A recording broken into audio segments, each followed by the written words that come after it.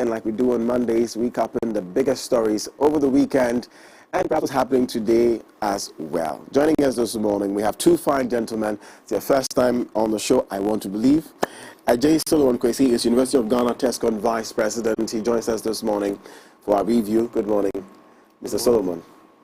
And then we also have Jesse Jakes. He's a political activist. Good morning, Jesse Jakes. Sounds like a pastor's name, you know that. Pastor Jesse Jakes. Yeah. Are you a pastor? No, please, I'm diverted. You're diverted? Yes. What does that mean? I'm into politics. Nice, so that's the diversion. It's good to have you guys. How are you doing? Oh, it's your first time on the show, isn't it? Yes, exactly. Yeah, so good to have you. What do you think? Well, I've been following your show for the past 5 years.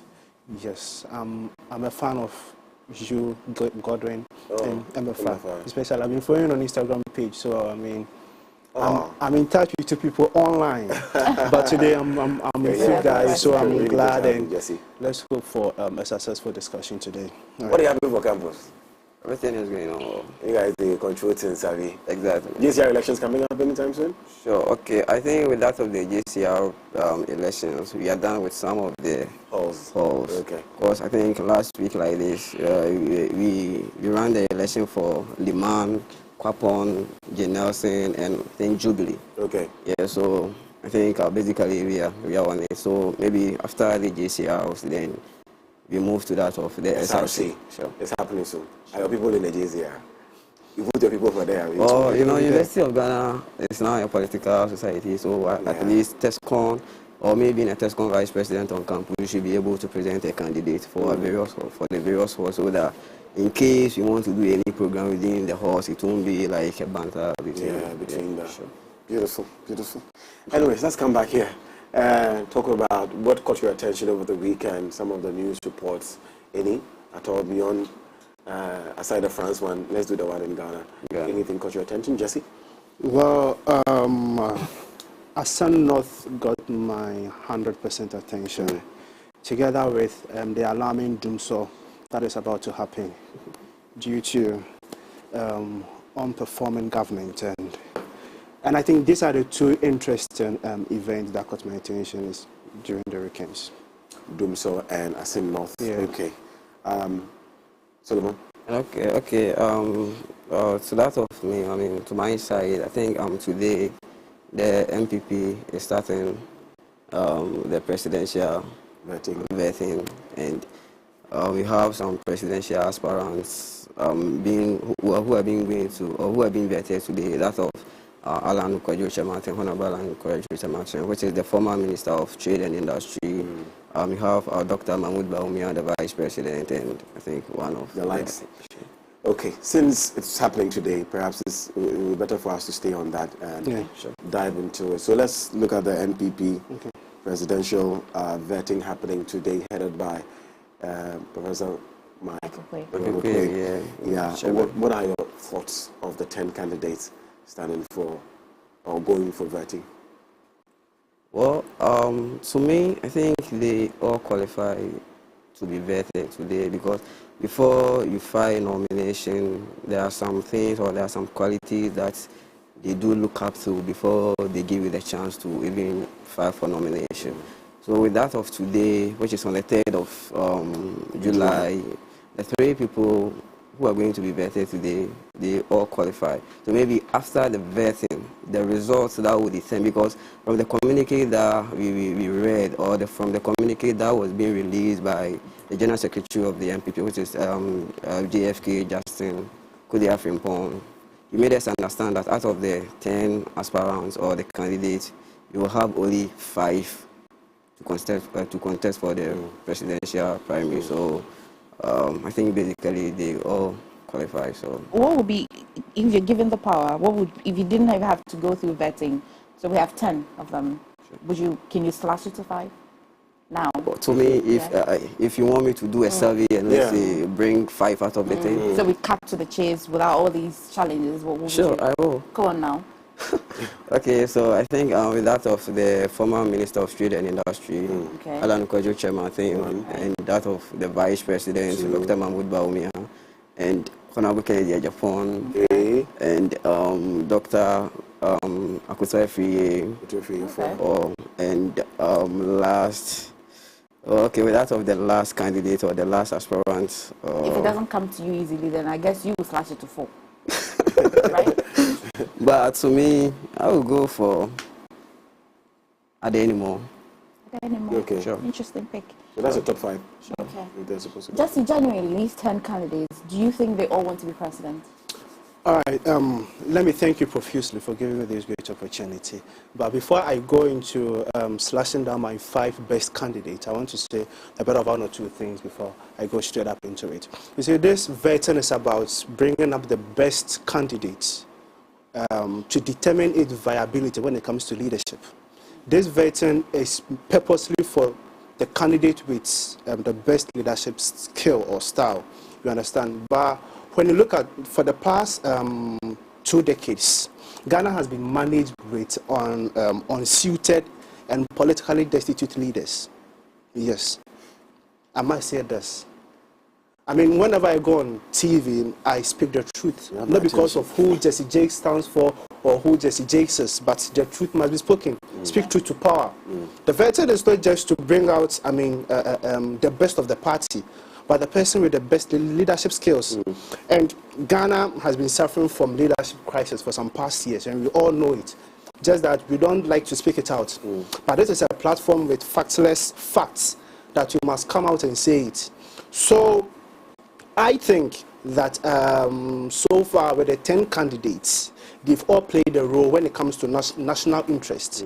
And their performance relating to the standard has not been the best. What standard are these? What are you marking with? For instance, when you look at the trade minister, we all know that he was a trade minister before he went out of the government to contest for the presidential primaries. And we could know that he didn't perform well as a trade minister. Same to the agric minister. We all know that. And these 2 people have been in the administration of Kufuor. And they were re-elected. So I was expecting some sort of a paradigm shift in their administration because they've been in the government already and now you have been re-elected into this government. So I was expecting them to do something spectacular. Which is, it would only be fair that we see your expectations. Which is, there is no improvement in our agricultural sector, as we all know. When it comes to our primary, secondary, and tertiary level, there is no improvement. Especially when you go to, for instance, Asem North is one of the town when it comes to agriculture, cultivation, and all these things. And they have bad road network, and that is hindering their transportation of harvested food products from that particular remote town to the cities. Which is a challenge that has been with us since Adam. Yeah, so as an agric minister, it's your responsibility. You are an agric minister to solve these small problems that can be solved. It's your responsibility. So if we find out that you are not doing your job, I mean, we should, it's clear to the Ghanaian people that you are not doing your work well. Okay. But I also think that there are some challenges that they were facing during their time, which I'm not going into it now. But for my 5 best candidates, I think Kennedy Japan will be one of them, Akoto will be one of them, Baumia will be one of them, Jogate, well, because he has been in the party for some time now, and because of certain circumstances, he left the party, and he's still serving in the party, and he's back again. So I think we should give him that kind of respect. Okay. And also, well, only 4. Only 4. Only 4. So for you, Baumia, Vice President, the former Agricultural Minister, then Honorable Kennedy Japan. Honorable Kennedy Japan. And then who? Jogate. Jogate. Okay, so there's 4 people will make it. But apart from the 4, only 3 of them stand a chance of winning the presidential primaries. Okay. Actually, 1. So this 3 will be what? So you want to push me to the corner. All right, so my top 3 goes for Kennedy Japan. At number 1? Number 1. Okay. Kennedy Japan, our Vice President, then Alan. Okay. Alan 3. Yeah. That's very interesting. But in your 4, you didn't mention Alan. I mentioned Alan. In your 4, you omitted Alan. So Okay, sorry, then Alan included in so my make sure 5. 5. Who are you replacing with the 4? Because now you can't go for 5. Who are you replacing with the 4? With a 4. Yes, you are sticking to 4 Kennedy. Well, Nimo, I'll take Nimo. now. Hang on. Your 4 that you mentioned. Yes. Now that we have to put Alan there, who will you replace with? Because Nemo was not part of it. Okay, so So go for your 4 again. I should go for my 4 again. By all. Kennedy. All right, so I'm taking Kennedy, Alan, Akoto, Okay. then Vice President. Vice President. Okay. Yeah, so my 4. Okay. But my top 3 Out of these, Ken, Vice, and Alan. Ken, Vice, Alan. Your list, was it in a particular order or is just random? Oh, okay. The 5. I made a random. You made it random. If you were Would you putting, like to rate? yes. Okay, so I made mention of No, if you're putting it like in order of Number one, who number is two. likely to win. Okay, so Alan to win. one, Okay. then the Vice President. Okay, followed. And then Kennedy, Honorable Kennedy, Japan, Japan, 3, and Adenimo. 4. Okay. Okay. Listening to you, Yeah. you seem to have had some indicators that you're measuring these people with. Yes. You measure the agricultural minister. Yes. I find Honorable Kennedy Japan in your list. Yes. What are you measuring him with? All right, Kennedy Japan. Kennedy Japan has been in Or maybe let me have you had him here as well, right? Sure. Are you measuring them? I'll come to you. Sure. Are you measuring them? Today's vetting, would it make a difference? You're a TESCON vice president. Sure. Surely you have an idea who, if you had the power to vote, you'd vote for. Sure. All right. Sure. Would the vetting change your mind about somebody? Well, before there is any election, or before any person or any candidate goes in for an election, they do vet the person to see how qualified the person is when they give him the mandate. Yes, so, and then looking at these 5 choices that I opted for, I could see that with the vetting results, I don't know if they will bring out vetting results, but then vetting results cannot change my mind because It cannot change your it cannot mind. change my mind at all, Okay. because at a point it could be that even those panels vetting those aspirants, they may be in favor of a particular candidate or aspirant, which they may give him a higher mark. Okay. But then comparing the higher mark to some of the achievements or the qualifications of the person may not tally. Because even currently, TESCON, we'll be having an election, there is an upcoming election. And we realized that after the vetting, the result that came out, we realized some of the candidates had a higher marks with comparing it to the other hots. The process was compromised, you're suggesting? Well, I cannot jump into conclusion to say that they compromised or they did the marks by favoring some of the aspirants or candidates. Okay. But then what I want to say is you cannot compare vetting remarks or vetting marks to some of the qualifications of a these particular. people. I asked this question because Jesse insinuated that vetting kind of brings out the best. out the person, the best in the person. It gives you an idea who to vote for. Who to be your pick. Then I'm really thinking, Sure, after because- watching a vetting process, would that really inform your decision? All right, listen to my brother. It seems that he doesn't have confidence, even in the panel. Yes. And he also thinks that there will be a compromise because, well, they are known of doing those kind of stuff. No, he's looking at possibilities. So No, you see, always. let's see your position first of all. Let's see your position before we come at All right. Your position, vetting for you, vetting is a must and it requires. And if you watch the vetting today, with the order of arrangements, if you watch your vetting today, Okay. by close of the day, it's possible that the vetting would inform your decision as to who, if you were going to vote, you would vote. Is that what you're saying? Yes, it has an effect on it. Okay. It has an effect on it because they are going to vet them based on, as I said earlier, their leadership qualities, what they've been able to done for the party and for the country, their criteria, acceptable criteria that must enable them to become a leader or let's say a president. And as I said earlier, their leadership qualities is going to be tested. And I'm going to believe the vetting result 100%.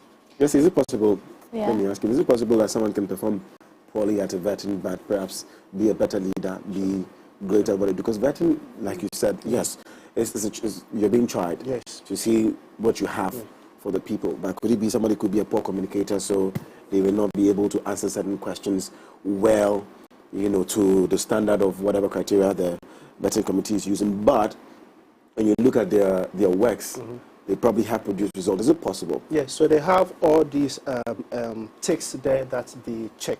So one candidate might not pass all the tests, but at least to a certain maximum Quality, level. You can't have one candidate having 10 over 10. Agenda. So, exactly. So maybe you have 8 over 10, 9 over 10, 7 over 10, you understand? But you can't get 10 over 10. That's what I'm trying to say. Okay. Let me ask you a question.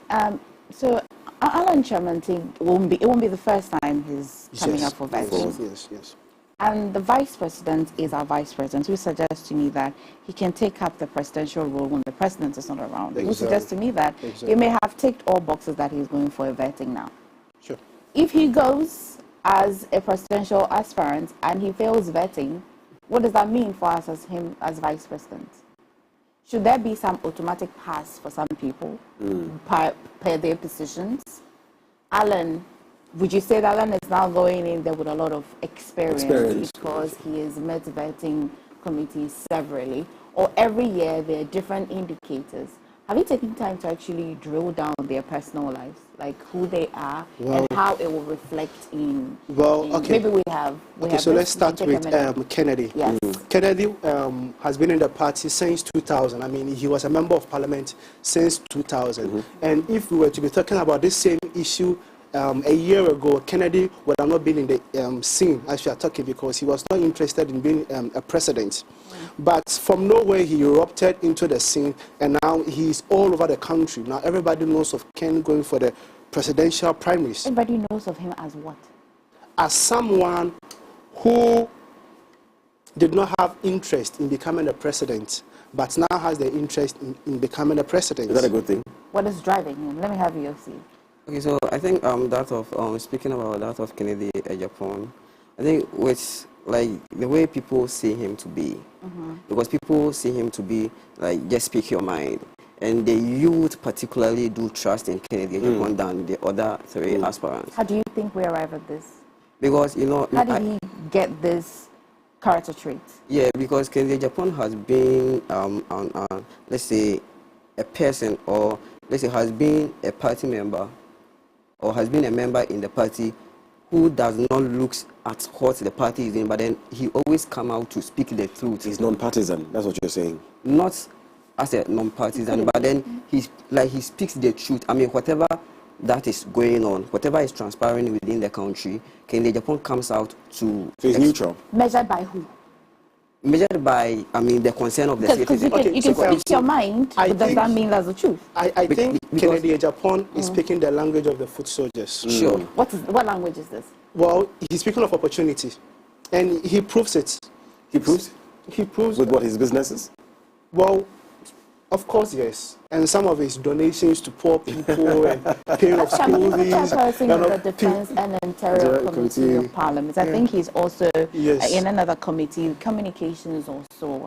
And I've been watching his campaign, I mean, over the weeks, and he's doing well. I mean, he's donating vehicles. When he's doing well, he's giving out stuff. He's giving out stuff. And that's doing well. That's something you should mark a leader by. Well, in our Ghanaian political society, that's how we term somebody to be doing well as a politician. No, I want you to tell me what you think, not what we think. Because I don't think that. I don't subscribe to so that. I see it to be a good thing that he's doing because he's providing needed amenities to certain constituencies. He's providing certain lacking products to the constituency. So I think it's a good thing. Is he doing it now because he's campaigning, or something he's been doing in the past? Well, that's the problem with our politicians. The same thing happening in the Senate. How can you go and commission and institutionalize an administrative? Why you know that there is an ongoing by-election? So you want the people to vote for you because you have constructed... And surely that can be a good thing for Kennedy Japan if he's doing it now and he wasn't doing it earlier. But Ken was doing it before he came into the scene. Okay, so before we know Kennedy Japan to be someone that helps the needy. Because when... And he hasn't helped me yet. Can I have the next slide? Yeah, please go on, Yeah, because I know a lot of people that always subscribe to the fact that Kennedy Japan always help people, even within his constituency. Like, he helps people, and he comes out to speak the concern of the people in this country. Interesting. You see, without looking at what his party is doing or whatever is transpiring within the country. Okay. If he realized that this is what is going on, and the people, let's say, like my brother just said, that the foot soldiers or the concern of the citizens is what is bad, or they are speaking negatively with regards to whatever is going on in the country, KJ Japan will come and speak the truth. I guess to add to what they are saying, and what I've also heard other people say, look at someone who's been in Parliament since 2000. Number one, that's trust from the people to put him there all these years, almost 20-something years. That's one. Number two, he's running successful businesses. You know, he has things going on for him. Number three, he has not been someone who has shown interest in power. Like, I want this so bad. So it's almost like he's not really interested. He just wants to do something. So I guess adding these three things is sort of the confidence people have in him that if it's not Baumia, if you're going by politics, if it's not Baumia and it's not Tremating, then it's likely to be this person, right? What's the X factor about Dr. Wusue Friakoto? That's a good question. What is it? So he holds a doctorate in agricultural economics and a minister of food and agriculture until he resigned. Surely there are many other things, but we just tried to put the major pointers for you. What's the X factor about him? Okay, so with that of Dr. Wusue Friakoto, who is the former minister of agriculture, yeah. You know, Ghanaians, or Ghana particularly, let's say Africa, we do believe in agriculture. Because me particularly, when you go to my village, Where are you from, by the way?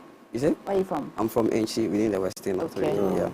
When you go to my village, we do, like most of the people do trust in farming than even education. Because they realize that when you farm, you always get foodstuffs in the house. But then without of education, you just invest in within a period of time before you're able to reap the interest, before you're able to reap the interest, which is a long way around.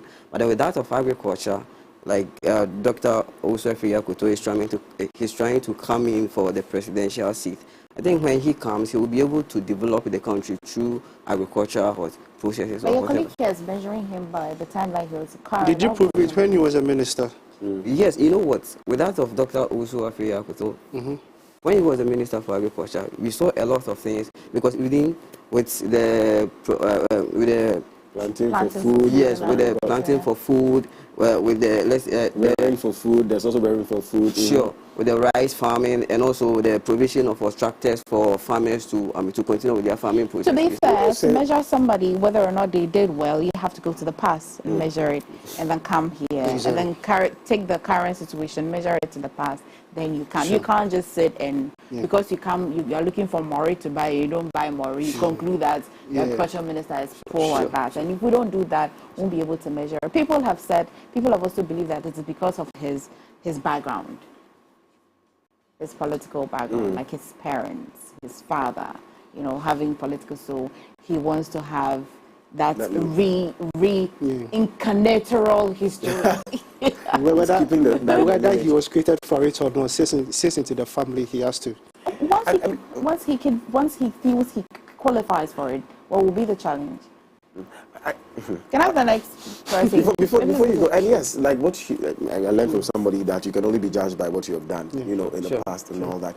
Honestly, as young people, when you look at Dr. Wusue Friakoto with his experience in the past government and even in the current government, what remarkable thing would you say with that small ministry he has done so well that you think that we should hand over the entire nation to him if he should represent the NPP in 2024?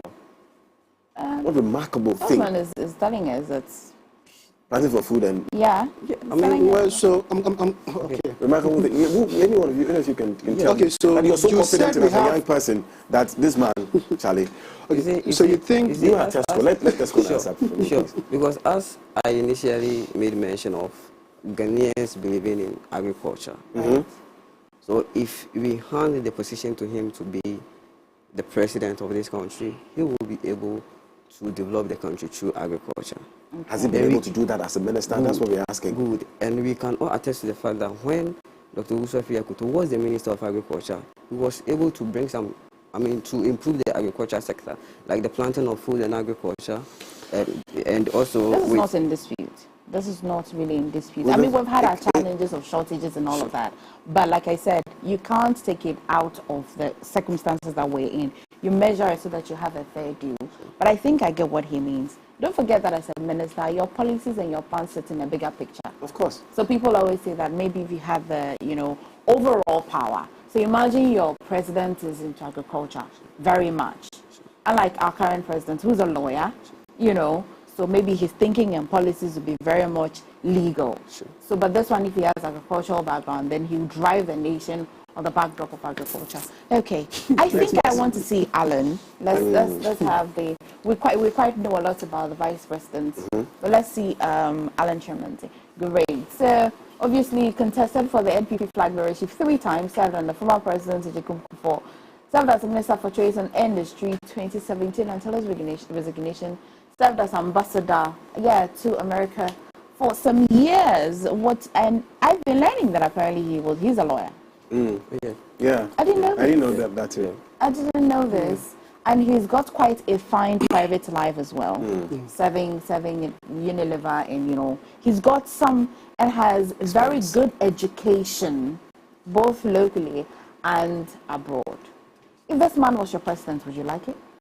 Yes, of course. You will? Yes, of course. I You like will? that. Sure. What would be the X factor? Yeah, because when we look at his description, we could all attest to the fact that this is the 3rd time he's contesting to be the president for this country.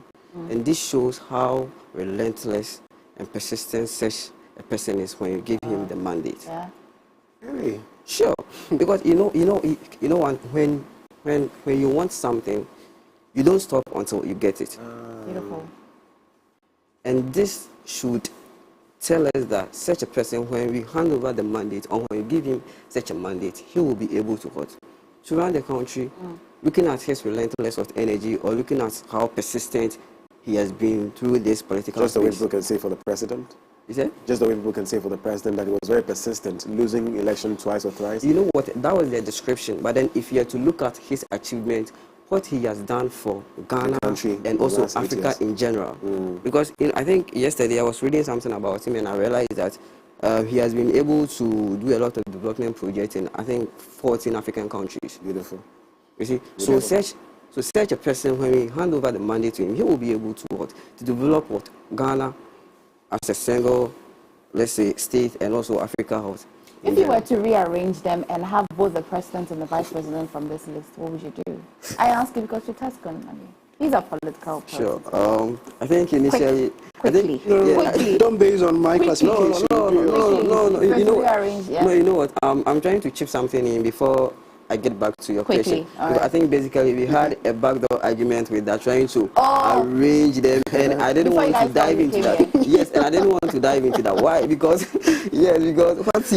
what if you make an arrangement and you realize that whether you are heading towards someone that is... Nothing you say here will be held against you. But then, you know what, you are screaming everything, you are screaming everything. You are just projections, and surely you're so not you want to lie anything. because, there are cameras. No, be careful. We ask the questions, Jesse. Would you dare to rearrange if you want to have the president and the vice president from this list? Well, before I come to that, I still don't agree with a free Akotosi show at all. But it's And he past. was in your list, so if he makes it to your list, it means that he has a tad of opportunity to be, right? Sure. So if you were to rearrange, what would you do? So all these other people, do you think that they genuinely want to be president? There's the businessman, and the former general secretary. Nobody has mentioned Vice president. So we will talk about vice president. But energy experts, Kojo Poku, do you think he wants to be president or he wants to make a statement? He's not part of mine. Not part of, you haven't even looked him up at all. But people have said we should hand over the country to businessmen because they are more experimental. What about the former energy minister, Boachi Tremonti Dapo? I've not heard his name too in any of your lists. Yeah. Very interesting. But the two of you mentioned that Not even Kwabene Japan. Sure. Not even him. Japan. Yeah. Okay. The vice president, do you think he stands a better chance, a higher chance? Just possible. Yes. Okay. It's highly possible. Okay. Yeah, because in 2016, he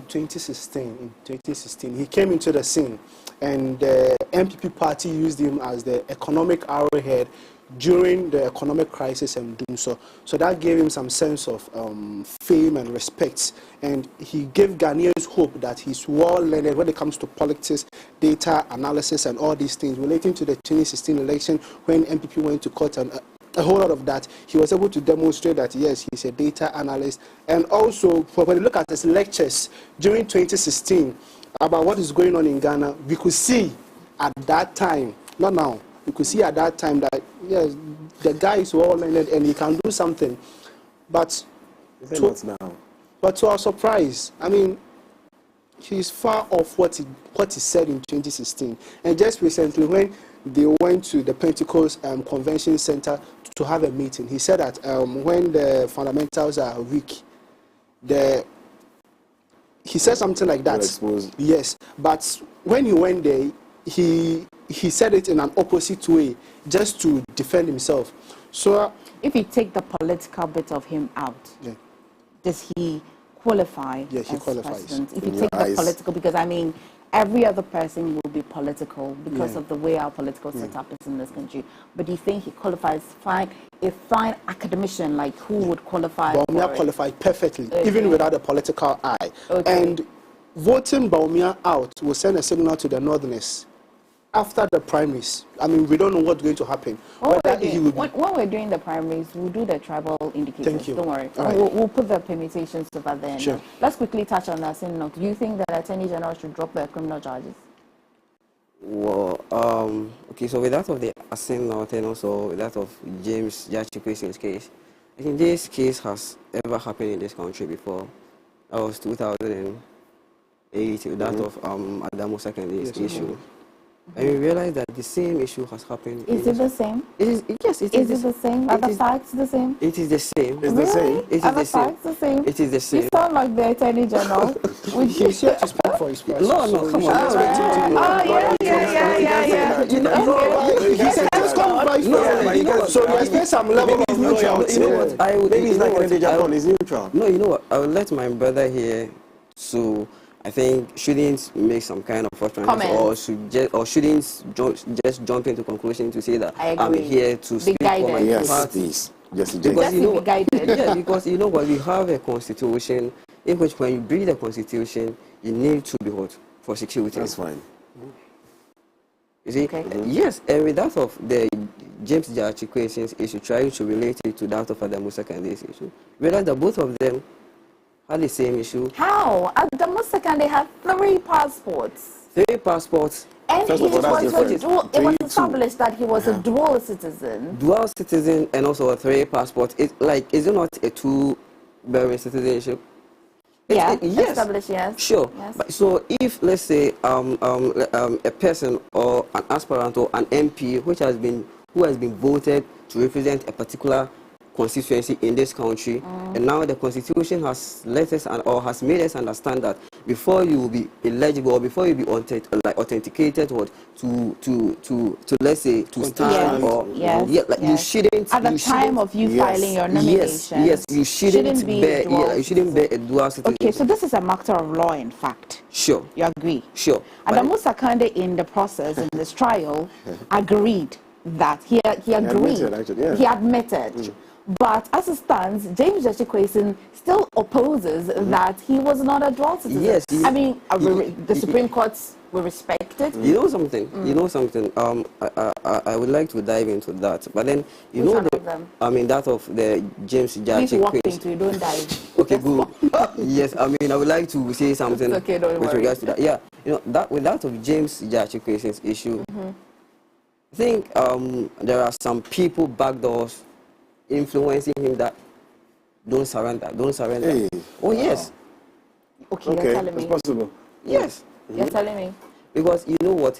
If Adamu Sekande surrendered or gave in or accepted that, okay, I'm bearing a dual citizenship, so now I should be prosecuted, or let's say the court should deal with me. And now James Jachikwesin, who has also offended who has also breached the constitution, and now he is trying to oppose whatever that the court will say, or the constitution, or whatever that, let's say, any legal person will say. That meaning there are some people backdoors. What if he genuinely has facts and believes that he is not? Yes, so the question is, has he been able to bring those facts out? I mean, yeah, because then the criminal proceedings will now show that. Okay. And now with that, has the Attorney General or with the lawyers that he presented and also that of the MPP, have they been able to look through, or have they accepted those facts that it is a trial that's still ongoing? Sure. And now, what is the outcome now? Well, no, we don't have an outcome yet. Sure. Don't forget that the Supreme Court gave him an opportunity to go for a review. If a ruling, if you do not accept it, you can come for a review, which I know historically that reviews are very difficult. But do you think that it can be a slim chance where if you went for a review and it is looked into and he provides evidence? Because renouncing your citizenship, it is the Canadian state that would define that, okay, at this point in time, you've given it, yeah. And the difference between him and don't forget that I the want to international ask standards you, anyway. you keep saying it's the same. I just want to get the difference and teach me if I'm wrong. With Sekande, did he renounce his citizenship before starting the election? Yes, of course. He renounced all the other two. Sure. You're sure about this? Cool. You know what? I don't want it to look safe, or I don't want it to look like I'm pretending or I'm speaking in favor of mine. Because he admitted in court that he had not. So I don't know why you're saying he renounced the two, the Burkina Faso and which the other one? He was having 3 different passports. Yes, Ghana, Burkina Faso, and is it UK? Yeah, I think. I don't know. I think that the facts may sound and look similar, but it's not the same. Similar and same are two different things. I want you to clarify that. Something can be similar but not the same. In James Jachikwesin's fact, what will be likened to will be Senator Rawlins's fact of case, like the case where they want to determine at the time of filing. It is a time, it's a determinable time.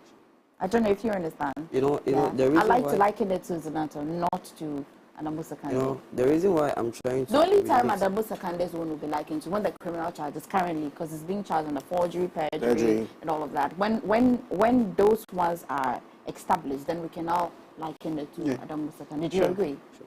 Because the Supreme Court, it was a matter of they wanted to interpret at the time. All right? Well, okay. Anyways. Yes. Time is up already. Yeah, so... Well, yes. Why? Take a bite. It shocked you. It shocked you. You want to be here forever. Yeah. Anyways. Yeah. Would you have anything to say again? Well, your last words. So I think they gave us 3 topics. Yeah, but time is up. The looming, you know. Well, maybe your final words could be on the final words quickly. You have just been talking now. Just take that one first, and we'll come back to you. But I wanted to take that son off. Yes, those could be your last words. That's fine. Your last. So choose one. That's a not conclusion or a bite on the. Asenot. Please go on. Yes, please go. All right. I like Asenot because you see that particular constituency is a swing constituency, meaning that every swing constituency vote based on your economic factors. So whether you go spraying money, doing astroturf, fixing our road, we are voting based on economic factors. Now, that one aside, comparing Sekande's issue with Jachikwesin's case, it's 2 different things altogether. Okay. Now, Sekande was having 3 different passports. 3 different passports at the time he contested, at the time he sworn in to be in Parliament, and at the time he came into Parliament after swearing in. So it's 2 distinct cases altogether. And we have to also look into Article 94.2a. Sure. The interpretation of Article 94.2a, we have to look into, because it says that there is a portion where it says that without prejudice, holding allegiance, those kind of stuff. So we have to look into Article 94.2a if we can have it. But maybe our time won't permit us. And then we don't have it more. Yes. We'll learn it. Sure. Because holding an allegiance to a certain country doesn't mean that you're a citizen of that country. So you see, this thing is a matter of interpretation. It's not in our remit to interpret the law. It's the Supreme Court. Sure. It's not in our remit. So, I haven't heard that word in a long while. So, I mean, we should take a look at all this. We should look at it. Very well. For me, this is a very good thing. Sure. Yeah, knowing that this dual citizen conversation is in because Parliament. Article 92 is not talking about dual citizenship at all. 94, you mean? Yeah, 94.2a is different from dual citizenship. We'll look at it. All right. Take your final bite. Okay, so I would like to also talk about... So you don't want the Attorney General to drop? You shouldn't file for null protocol. We should still continue the criminal. Sure. Yeah, they should pursue him. They should. You think it should be pursued? So give me your final. Okay, so with that, I would like to speak a bit about the Dumsor. The IPP. Yeah, yes. Sure.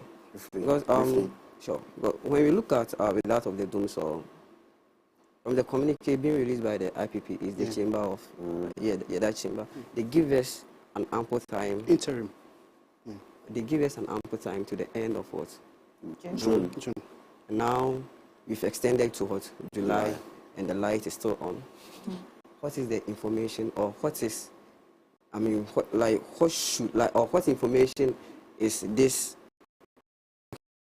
or is this just this small scenario, I mean, creating or conveying to the good people of this country? You should let us understand that although people are trying to peddle lies on the social media platform that the government is owing, and if the government don't come and settle that debt, they will cut off what?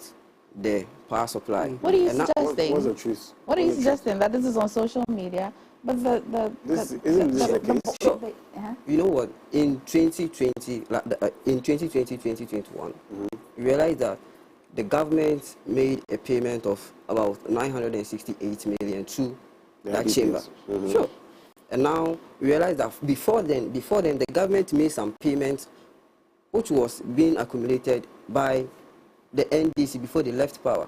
Okay. Sure. And now the government came 2021, he made about 968 million settlement of debt to the IPPs. And now I think yesterday I was watching a video, let's say an interview being conveyed by Samson Ayinini together with the ECG's boss.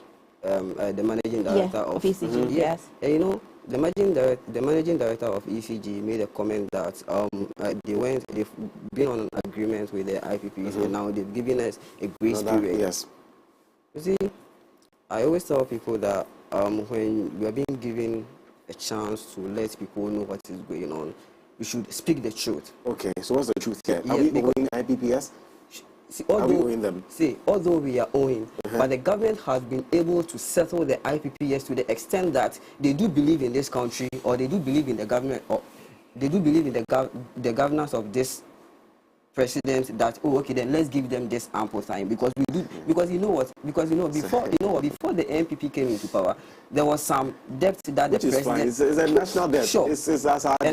And now in 2022 we settled another debt, and now they have realized that if you give them this grace period, they will be able to do more. Grace period does not settle debts. Yes. Do you owe? You owe. Yes.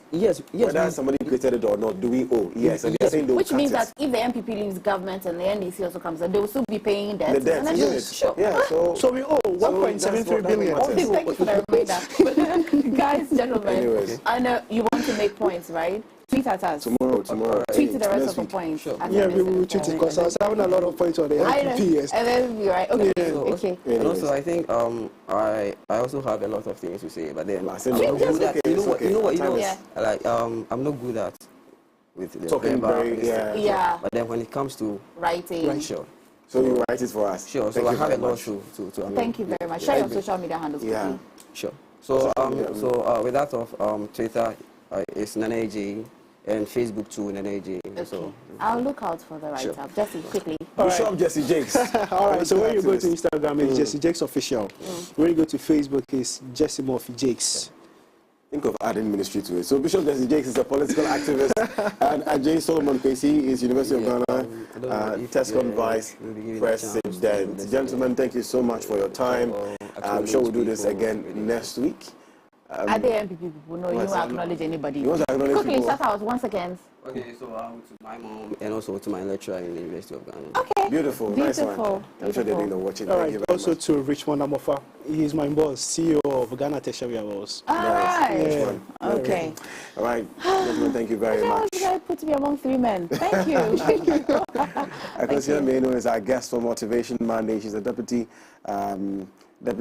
National Youth. Chief Executive Officer of the National Youth Authority. It's Jesse Jakes. He's confusing me. I'll be right back Thank you very shortly.